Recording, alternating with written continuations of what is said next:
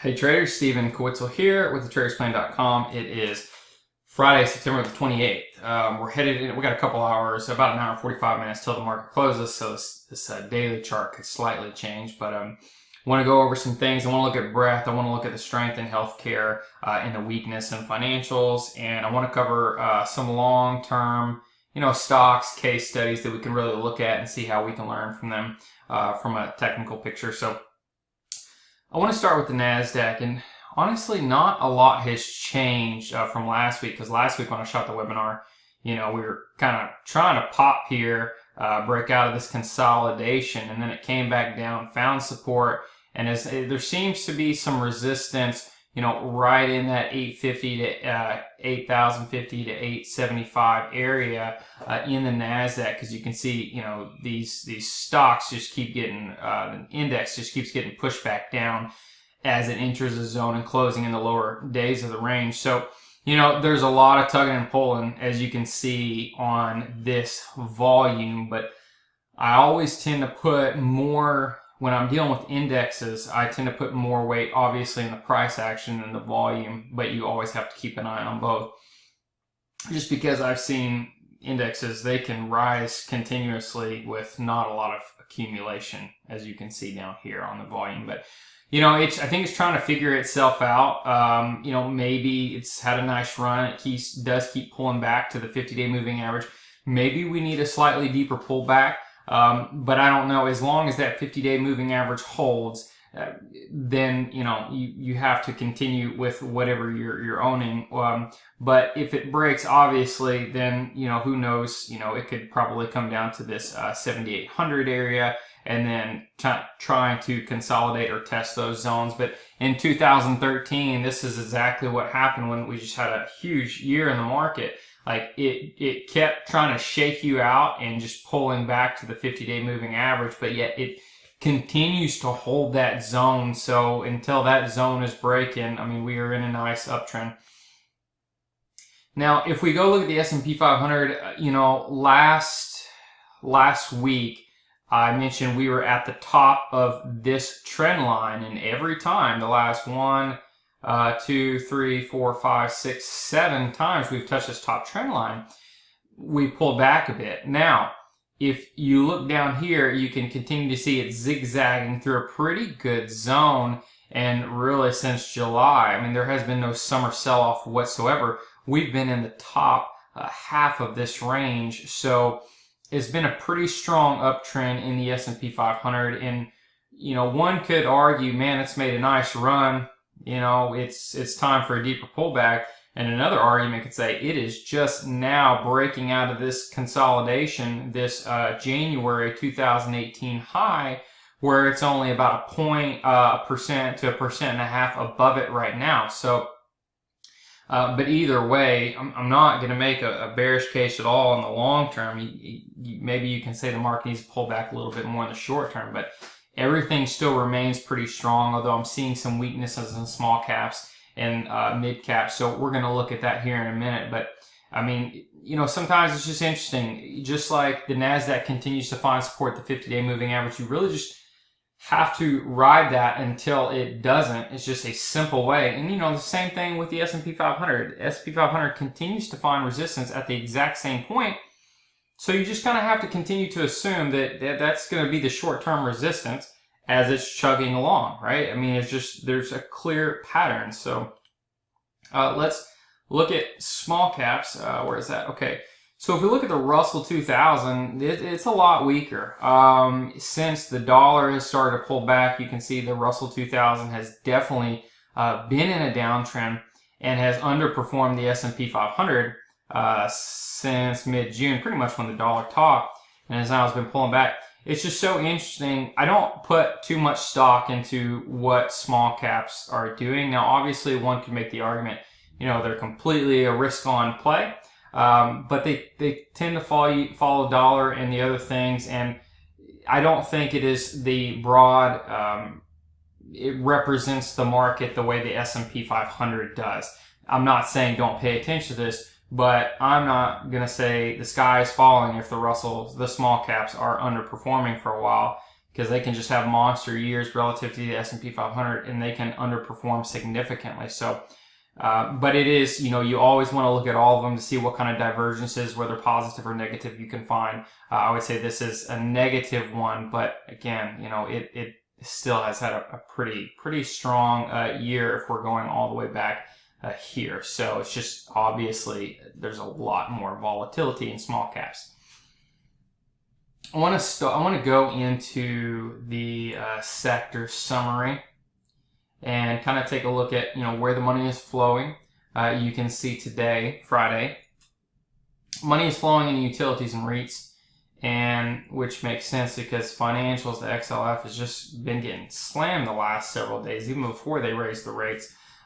So it's always interesting to watch. And now we have this XLC, this communications sector ETF. But one day doesn't make a trend. Let's look at the last week. Energy and healthcare and technology. That's bullish right there. So money, the aggressive sectors are still leading. Utilities could climb the ranks if we see a little bit more volatility. So we'll just kind of keep that. But aggressive is leading this week. Let's look at the last month to see what is leading. Healthcare is the clear winner, and I want to kind of dive into that a little bit more just because the XLV ETF trend looks so much stronger than everything else, really. So, you have your biotechs are starting to perk up again, and just a lot of healthcare stocks. So let's look at this complete industry, and let's just go out and look at a 1 month. So you have your cyclicals, which is your sector, and then the cyclicals are broken down into smaller industries. So you always want to buy the strongest stock and the strongest industry and the strongest sector, right? Or at least, that's where you want your honey hole to be. That's where you want to fish. Recreational services had a strong month. Technology hasn't been as strong, but it's perked back up. I really just kind of want to go down. You can see energy, and it's really the oil and gas and the energy. So, the XLE is strong, but coal has been weak. So sometimes when you go out there and just buy the XLE, the whole thing, you're not going to get as good as performance if you try to break it down by individual industries. So if we go down here to healthcare, you can really just see broad participation. And it's interesting that the biotechs are actually the weakest industry in the last month, whereas medical equipment and devices are the strongest. So, you want to go out there and look at medical equipment and devices because they are tripling the performance, or at least the sectors or industries are tripling the performance of actual biotechs. So again, one would say, oh, healthcare, let's go look at biotechs, or let's go look at healthcare providers. But actually, once you break that down a little bit more, you go to medical equipment, and that gives you some nice strength. I want to rank it by scooter.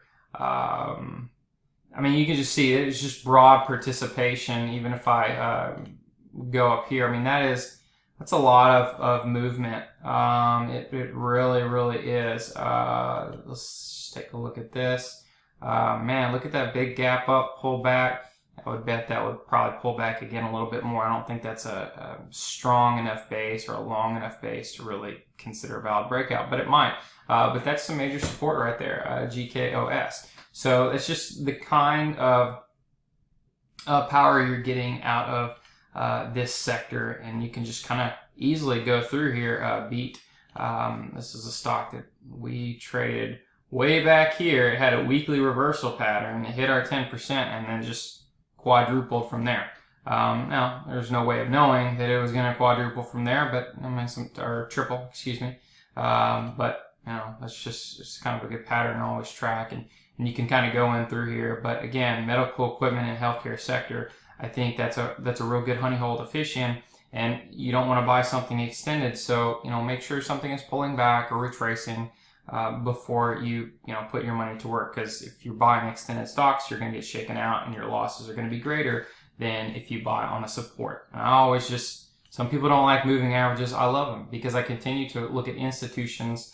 They support their stocks at certain levels, and the moving averages helps them do that. Now, I want to go back a little bit. Let's just look at the XLF because, man, this thing is selling off. So you really had, if we look at the chart right here, you know, a lot of candles, a lot of sloppiness. XLF has completely underperformed this year, has never even gotten close to the January peak. And it looked like it was starting to play catch up, right? It broke out of this downtrend right here, and then it just surged last week. Surged, got a lot of volume, and then it just got hammered right away. So I would say that is a breakout failure. And yes, one could argue that it's in the oversold territory, and the last several times it was coming out oversold was a good time to buy. But I mean, I tend to like to buy the strongest, not the weakest, and XLF is definitely looking a little weak right now. So I'm not trying to catch a falling knife all the time. Let's look at the dollar. Wait a minute. Let me go to the USD chart, because it's starting to looking like there's some support coming in. So you have the USD, the weekly chart, you know, broke out, bull market, you know, higher highs, and it pulled back and it was weakening, and that was, I think, helping international markets and weakening small caps. And now it's kind of starting to find support in this zone a little bit. And when you have something like the dollar, or you know, something that's not an individual stock, you more have to look at support zones instead of a specific price, because I think it's hard to just pinpoint a very specific price down. But it's coming back into this zone and looking like it might come out of this. So you might have had, you know, a shakeout, as I say. You got the breakout, the shakeout, and then it might resume its advance. But, you know, we'll just kind of keep an eye on it, because it could build another shoulder over here and then break that. So, you know, with things like this that take time to move, you always want to take it day by day and week by week. I want to look at the short-term breadth, and then I want to look at the long-term breadth. You can see now this is the percent of stocks above the 200-day, or excuse me, the 20-day moving average for the S&P 500. It's been weakening, which makes sense. At least the market has pulled back. You're going to get a lot more signals on the 20-day moving average versus, you know, the 200-day moving average. So it's been weakening a little bit, which stocks have been pulling back the last week, so that's fine. You have the XLK, the technology, you know, has been just shedding some breath a little bit. And really, this is the 20-day moving average. It's more of a rally indicator. It's not going to tell you the big picture indicator. But you can see the XLF, the financials. I mean, this has fallen off a map in the last week. You know, it went from being incredibly strong to incredibly weak. So we'll kind of continue to keep our eye on this. XLY, consumer staples, continue to just probably perform in line with the overall market. Same thing with the industrials, the XLI. You know, a little bit stronger than the discretionary, but, you know, not really exciting, but not really scary either. And then you have healthcare, the XLV, and it is just, look at how it is staying above this 60 level, just in this upper channel zone as far as breadth goes. So that is just really strong. XLP, the staples, showing weakness with a lot of other things. And then you have the XLE, which is starting at the breath's pulling a little bit, but for the most part, I would say is the second strongest, along with healthcare, given its recent surge the last couple weeks. Now, it's interesting. I could draw a trend line down here, and you could say the breath broke out. Maybe that's a breath thrust. But it'll be interesting to see as XLE comes back and retests pivot zone, if that will really hold up. And then you have materials, which is pulling back a little more than the energy. And then you have XLU, which was strong up here for several months, rallying for several months, and then just really got slaughtered very, very quickly. So again, I think you just want to focus right in here, the healthcare and the medical supplies, what we just looked at, because that is where just a lot of power is coming from. Whereas you can see, at least in the short term, you're having a little bit more weakness, but that's, again, not that big of a deal, because the big picture is still up. The big trend is up. So let's look at breadth, S&P 500 breadth at the 200-day. So you have the percentage stocks, 69% of stocks are in the S&P 500 are above the 200-day moving average. That's still bullish. Be interested to see if this kind of trend line breaks, and then we kind of get a little bit more corrective activity, but for the most part, it's still bullish. You can see it grinds its way higher. I'm interested to see, if this can hold up. Whereas you have, the percent of stocks above the 50-day moving average and the 20-day moving average, they're getting a little bit weaker. But again, that's just more showing the strength of the current rally. Most of the breadth is still incredibly strong. Where is that one breadth chart? See if I can look at small cap and mid cap breadth. Okay, so you have the mid cap breadth. Is the percent of mid-cap stocks above the 200-day moving average. That is weakening. That is at 56%. So that's more corrective activity, and the 59% in the small cap. So again, you really have the large caps that are holding up, and that probably has to do with dollar related. But you have some weakening. I wouldn't say this is just a crack wide open, but it's always something when you start to see a trend change. Because you can see the mid caps, this has been strong for a while, and now it's starting to change direction. Same things with small caps. That's when you need to really be laser focused. I'm going to talk more about in this webinar, but I always say, whatever the personality was, when that personality changes, either for the better or for the worse, that is when you need to pay attention and really start to look at everything. Don't wait till your account's already way down. We're doing this so we can continue to keep our eyes and nothing really surprises us, obviously, unless we get something like what happened in 1987, which was a surprise to a lot of people. Just a really, really bad day. But I'd say for the most part, this is probably a negative divergence. I'll continue to keep an eye on small caps. I think that's a broader, or large caps, because I think that's a broader representation of the market. So I want to look at some stocks and really kind of want to break it down, from a case study standpoint. On some stocks I've just been emailing you guys over the last month or two, and I'm going to kind of drag this over here. And I think it's always important. I want to start with Lovesac, LOVE ticker. And this is not a recommendation to go out and buy these stocks. These are case studies, so there's the disclosure right there. But Lovesac, it's very interesting. It is a thinly traded stock, so let me be clear about that. Not for everybody. But you can see some of the volume perking up right here. So I want to kind of walk through what has happened right here. You have its IPO base, right? And, I've talked about as stocks start to climb the right side, right? It's good to pick a middle point in the bottom of the base, where you can put a buy stop order. Now I missed this completely. But, for example, if you would have identified this stock and then you said, okay, well, I don't want to catch it as it's trending lower. I want to catch it as it's trending higher, which is what I like to do.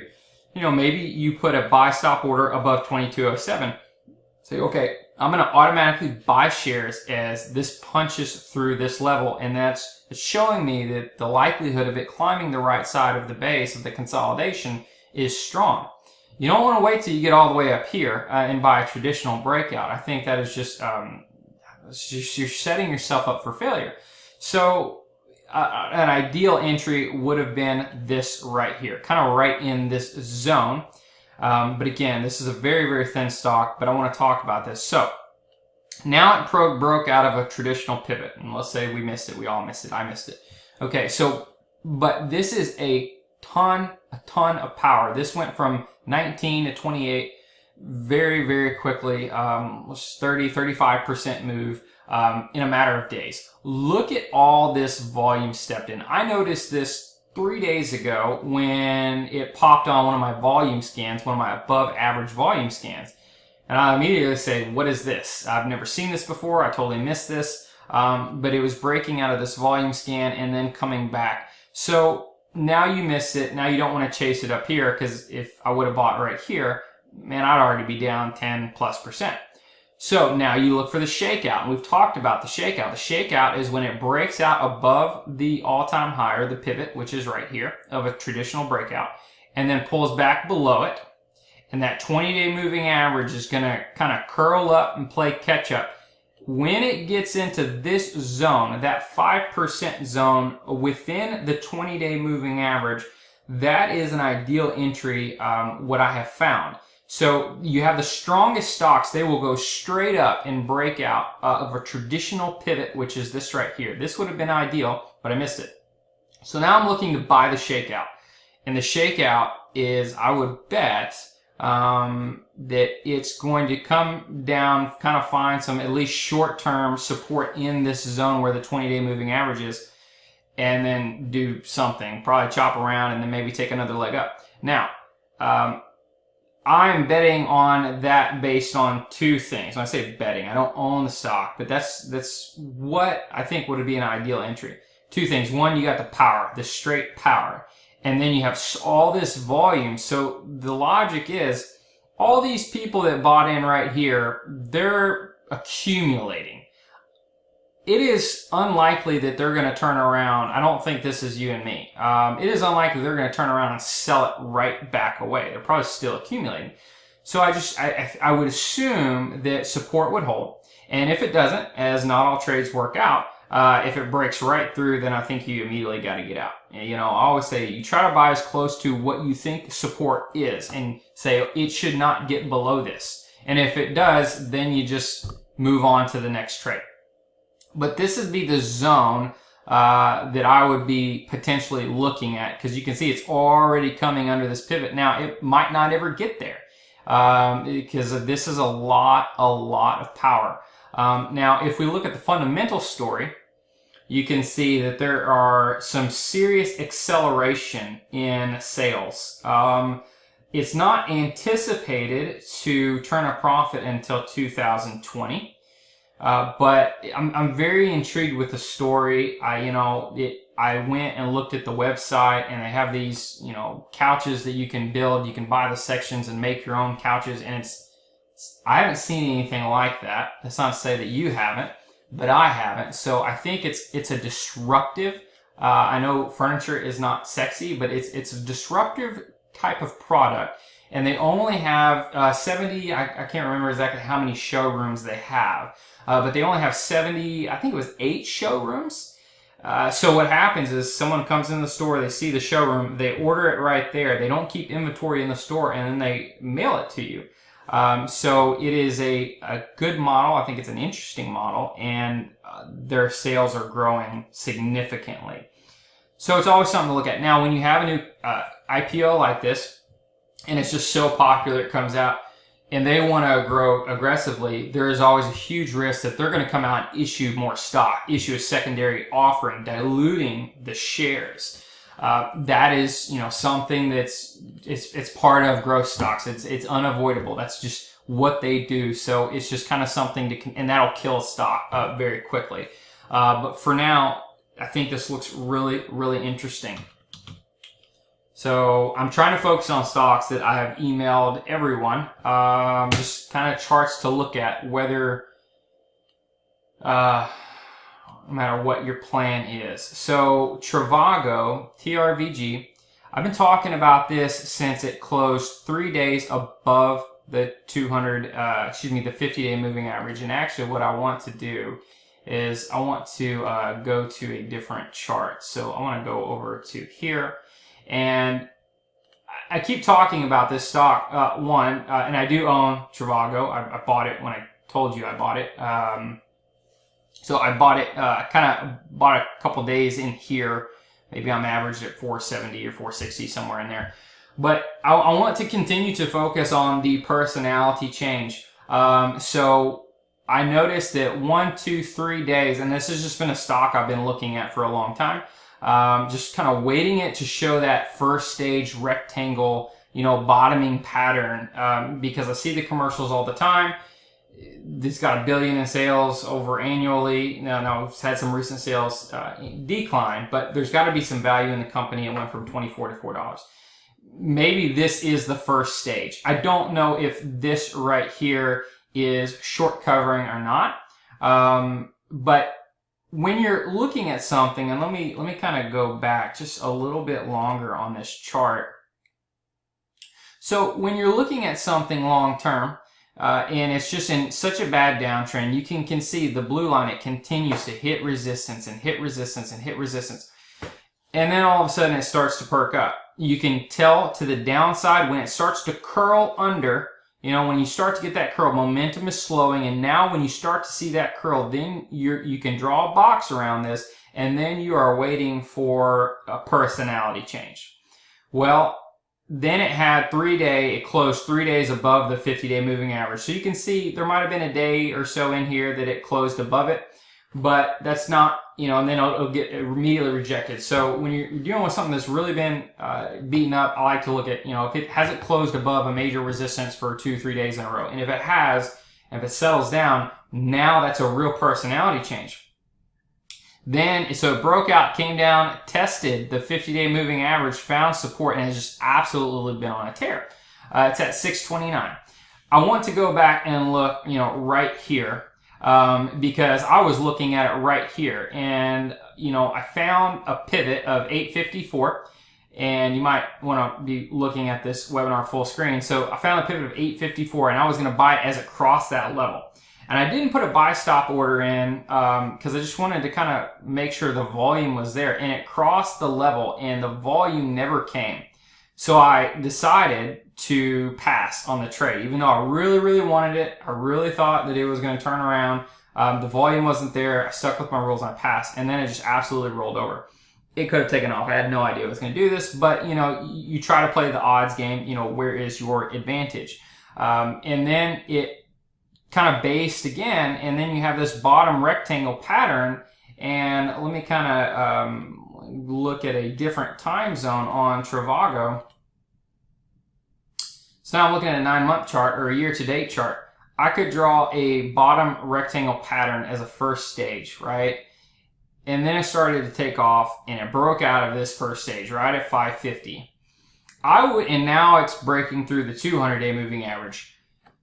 One thing I found, I would be surprised if this holds right here. I believe most of the time when you're breaking through a line it hadn't been, it'll break through for a few days, and then it'll come back, and it's going to give one of these lines a kiss. I don't know if this is a true turnaround.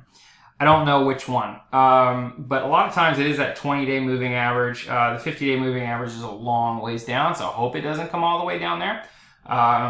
Because then I would see some good gains get evaporated. But when you are looking for a potential long-term play like this, now you want to just pick a spot on a chart and say, it shouldn't go below this. If it does, I'm out.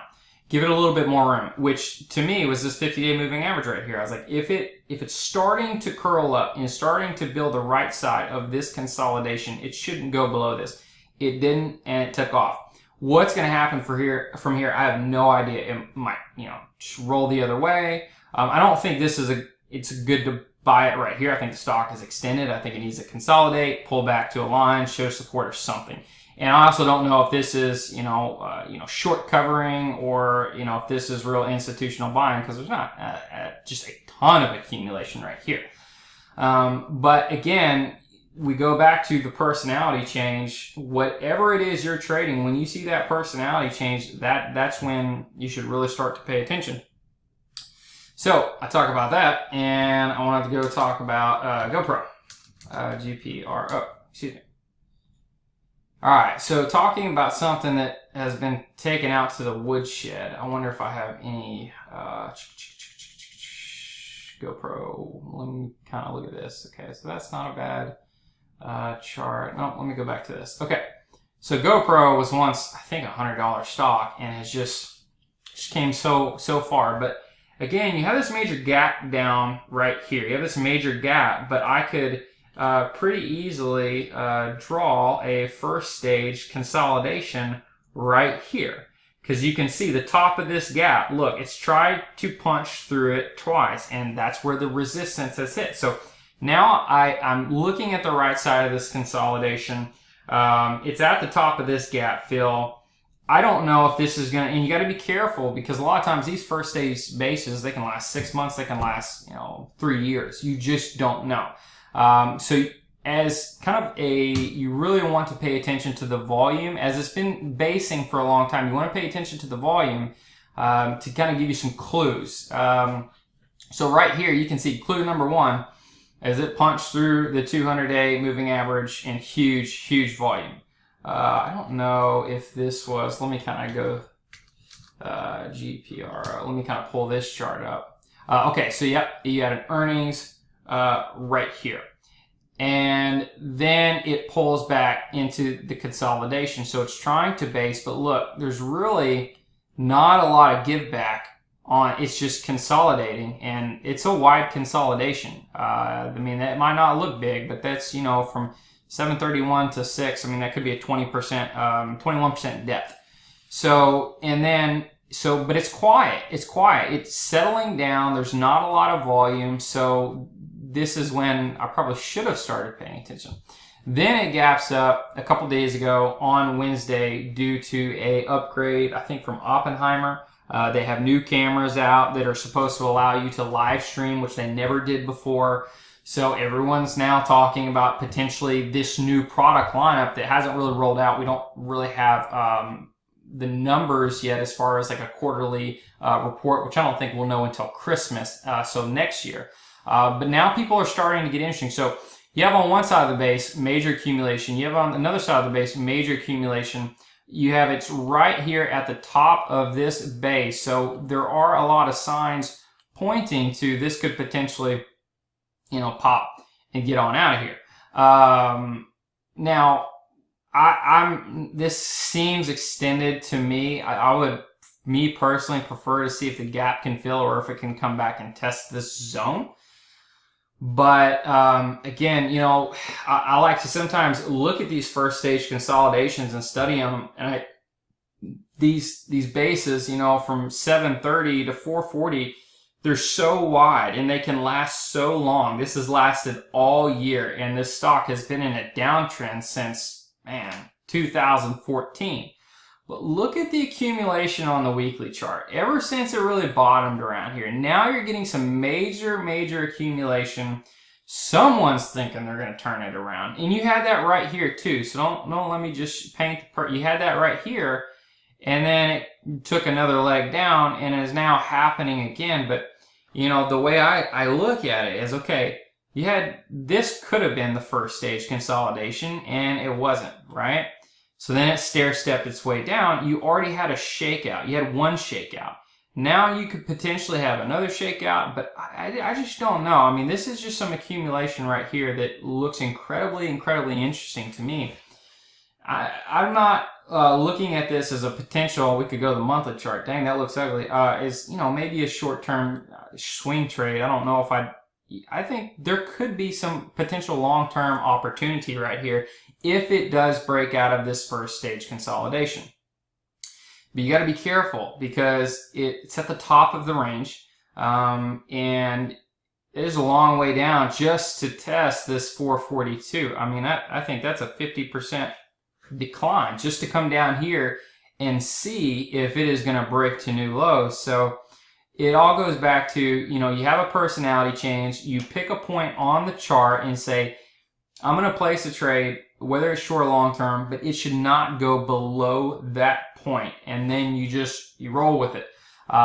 You know, you place your bets. And again, I don't own GoPro. I do own Trivago. Neither one is a recommendation. I'm using this for case study purposes. But I saw a webinar that focused earlier this year that really focused on first stage consolidations. And it did intrigue me, and I learned a lot. So a lot of times you have some very simple charting that will talk about, hey, if it looks like this rectangle, this is the first stage. But they're very basic, and there's a lot going on in here. So once you get into the heat of the battle, it looks good from afar, but up close, it can really stress you out. So the longer the base, the higher in space. And that's just one thing that a past coach of mine always told me. The longer it is in base, and then finally when it breaks out of that base, I mean, there is a reason it's breaking out of that long-term consolidation. So I always try to keep that in mind. And when I have an extremely long consolidation, which I don't think 6 months is really 7, 8 months, where 9 months, where we're at, is really that long. But it sure has been in a downtrend for a long time, and I'm starting to see some personality changes. So I hope this was helpful. Let me know real quick, kind of before we... I just kind of wonder what the market is doing, and it's just kind of, you know, struggling. Let me know if you have any questions.